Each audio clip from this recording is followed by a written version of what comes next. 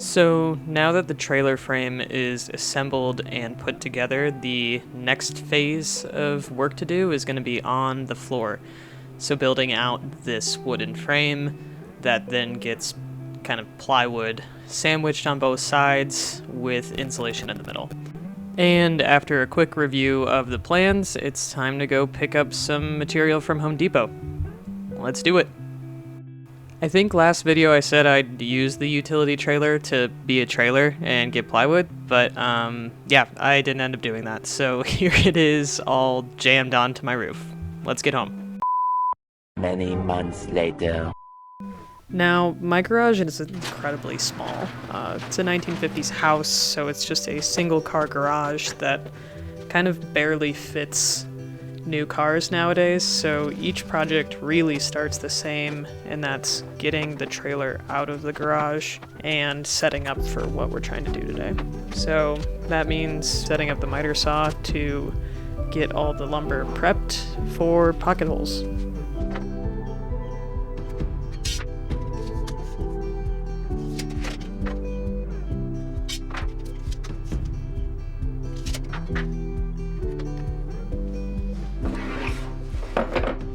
So for all these crosscuts, I'm running the saw blade on what's called the waste side of the cut. So since I'm right-handed, that's usually to the right side of the blade. This basically makes sure that all of my cuts aren't the kerf, or what is the thickness of the blade, which is about 1/8 of an inch short. And now that just looks like a rinse and repeat. Marking out boards, cutting to length, and setting them aside for pocket holes.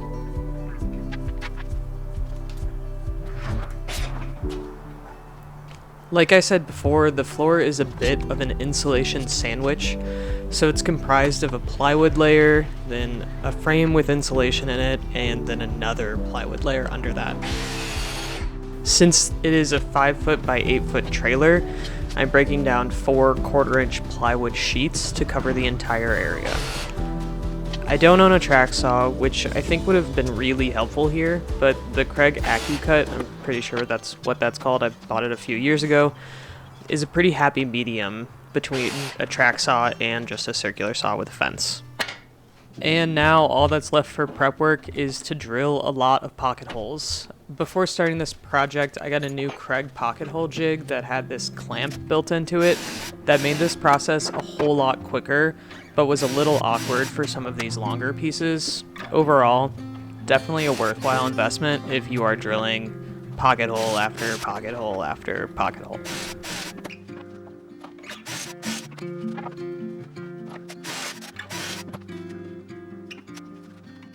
Alright, now that everything's cut, it's time to lay it all out and to start assembling. The structure is pretty simple. It's these 2 side rails, some cross supports, and then center supports to link it all together.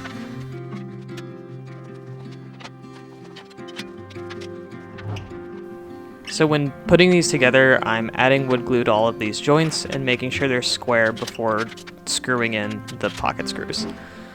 Another shout out to some of the Craig stuff I have, which this project seems to be full of, is this clamp that lets you pull the 2 sections together by leveraging that pocket hole you've already drilled.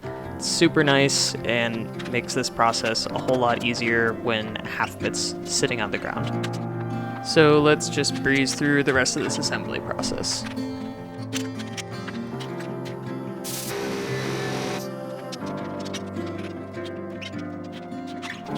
And just as everything felt it was kind of going according to plan, I should have assumed I would hit a snag pretty soon. When assembling everything together, there was about a 1/4-inch gap where there obviously shouldn't be a gap. So not really sure what happened there. I must have just cut something short or the side rails a bit too long, but it's nothing that a scrap piece of 1/4-inch plywood can't fill. So after securing one end of that board, I went ahead and glued in that spacer and drove through a few screws to close up that gap.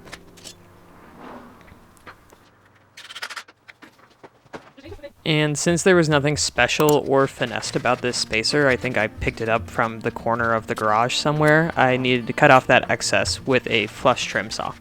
And now it's time to secure the plywood to the frame with some adhesive. I started with this Loctite construction adhesive. I've never used it before and I absolutely hated it. It was thick, it felt like it had a fast cure time, though I'm pretty sure it doesn't.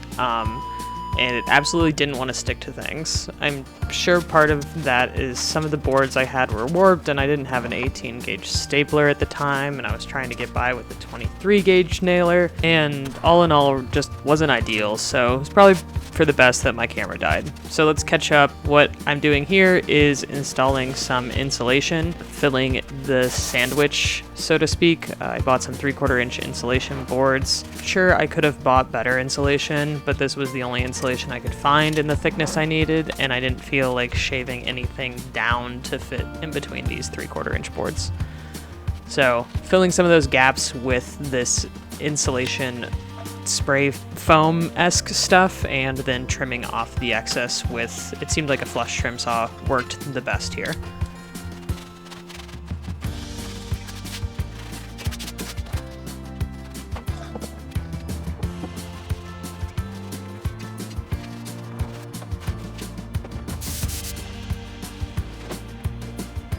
Now that adhesive has had a day to cure, it's time to wrestle it off of the trailer frame and get it back on the floor to put the top pieces of plywood onto that frame.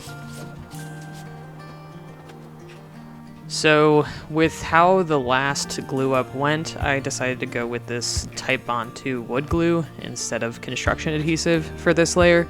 It's something I just am, quite frankly, more familiar with and a bit more comfortable with using. Overall, it's a much thinner feeling adhesive and just spreads a whole lot better, so hopefully we get some better results. Now, I still hadn't bought a 18 gauge stapler like the plan suggests, so I'm trying to make do with this 23 gauge pin nailer. It worked out better with the Type Bond 2 adhesive, but still certainly not the best. It's really just not meant for this application, so I'm going to apply some weights to act as a clamp and wait for that glue to cure.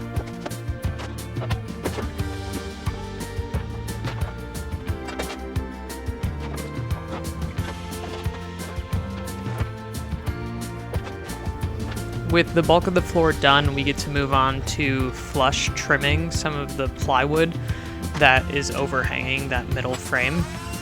So we need to do that on the edges to make room for what I'm calling and what I think the plans refer to as the end caps. So this is what will hold the floor, or maybe help position the floor onto the trailer in that front and back direction. I'm sure there's a more formal term for that, I just don't know what it is. So getting that plywood flushed up to the frame in the places we need, and we will start cutting the end caps.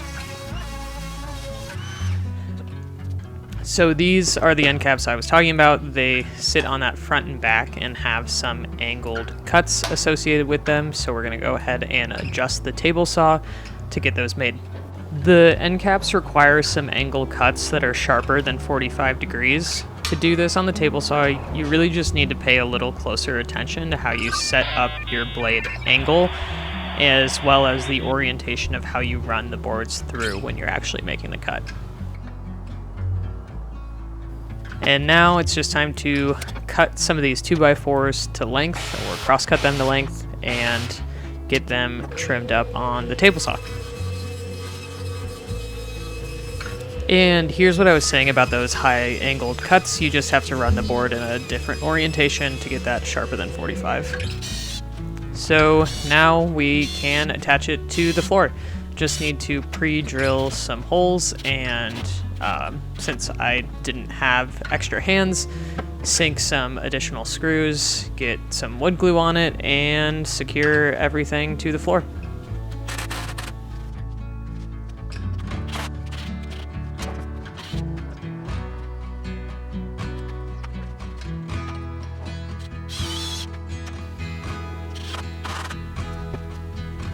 Now, I did have a slight bow in either the floor or the 2x4s I'm using for these end caps, but nothing, some clamps can't help mitigate when screwing that all together.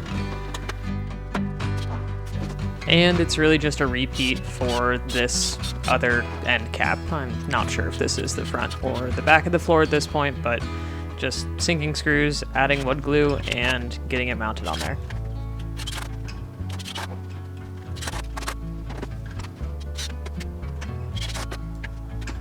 With the end caps and some of the overhanging plywood, this trailer frame has become a bit unruly to move around myself, so this is a great time for Cayley to show up to help me kind of carry this over onto the frame without absolutely breaking everything. Now, you'll see in a second that the end caps actually fit pretty tight to the frame, so kind of whacking it with a mallet, trying to see what's wrong and what needs adjusted. Since I went with the bolt together trailer, it's made of what's called C channels, so it's just the metal is shaped like a C, but that leaves a little gap that needs to be filled between the crossbars and the side rails. The measurement came up just shy of 1/4 inch, but nothing's really been exact with this project, so we'll just rip down some scrap 1/4 inch plywood and fill those gaps.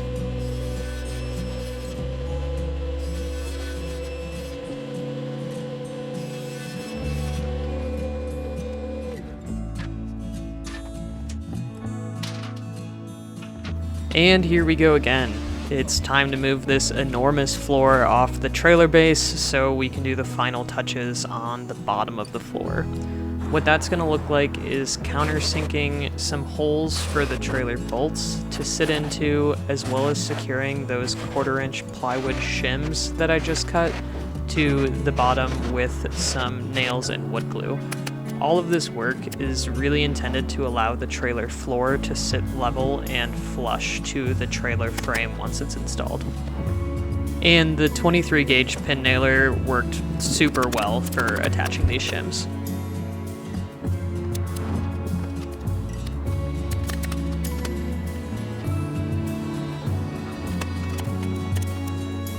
It's starting to feel like we're in the home stretch here, so the plan suggests bolting the floor to the frame in at least 6 places, so that meant I was going to crawl around the ground, marking 9 places for the through bolts. After flipping the trailer back over, I can get those bolt holes drilled all the way through the floor, and then get the whole thing sanded and ready for paint. The paint I'm using here is just an exterior grade black paint. I ended up picking up a quart from Home Depot, and that covered the whole floor for 2 coats, so I think that worked out pretty well. But we don't need to watch me paint this whole thing, so let's jump to the next day. With the exterior paint dry, we can go ahead and flip this whole thing over and try to address something that I've been probably most nervous about with this project. So remember how I was hitting the end caps with a mallet when trying to get this trailer to seat? The fit was really too tight for me to be comfortable wrapping the floor with RV underlayment and then securing it to the frame, so what I did was removed the front end cap and ended up adding some shims to the front to make sure it was sitting snug to the trailer frame, but not too tight. I kept checking for square when I was installing this, and I think we should be good moving forward, but I guess we'll just see how the project progresses when installing the rest of the stuff. Also, I caved and ran to Harbor Freight to buy a 18 gauge pneumatic stapler. Super worthwhile investment. It's not an expensive tool. I should have done this before building the floor out.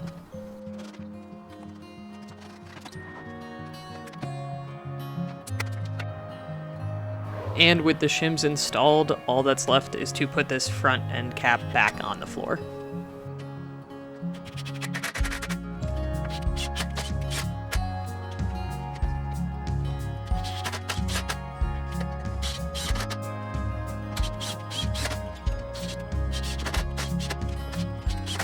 One more trailer flip later, and we are ready to caulk all the seams on the floor. So this is exterior grade silicone black caulk, which I hate silicone caulk. It sticks to everything, but having a little bit of rubbing alcohol really seems to help it not stick to your gloves and spread it out way easier.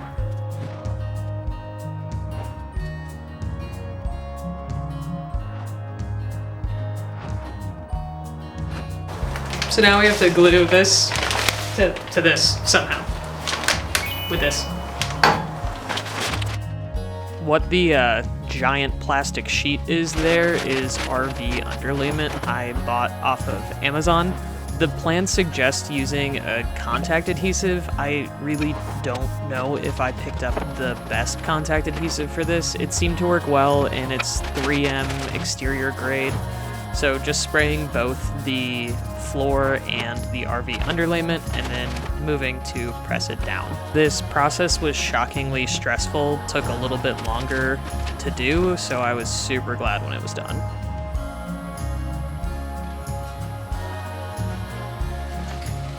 After allowing that adhesive to cure for 24 hours, I went ahead and punched through the bolt holes where the trailer floor will be bolted to the trailer frame. And a nail punch worked pretty well here to kind of get through that underlayment layer and through the bolt holes.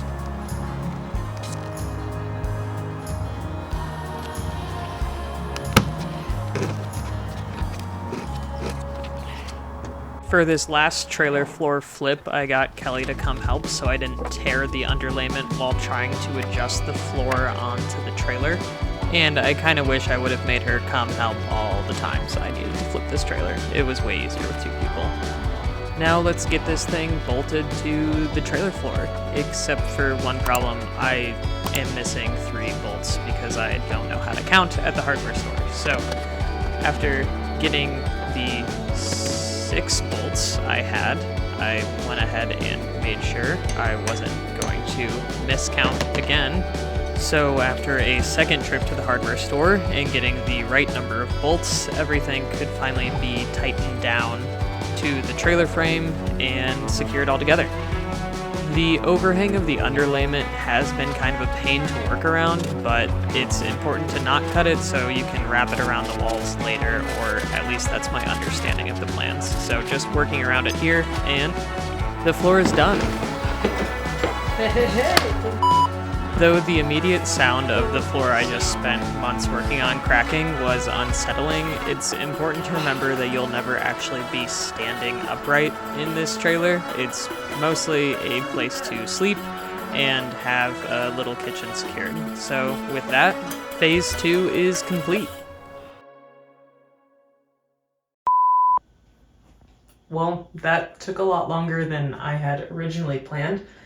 But the floor's done, and it's in, and I'm really hoping that we can get through the cabinets and the walls in a little faster of a time frame, but the holidays are coming up. It's the end of November, and we'll really just see how it goes. I'm going to move the trailer from the garage into the backyard to try to free up a little bit of space, but you know, we'll just keep trucking along and hopefully get this thing done and rolling by next summer. That's the goal. We'll see how it goes.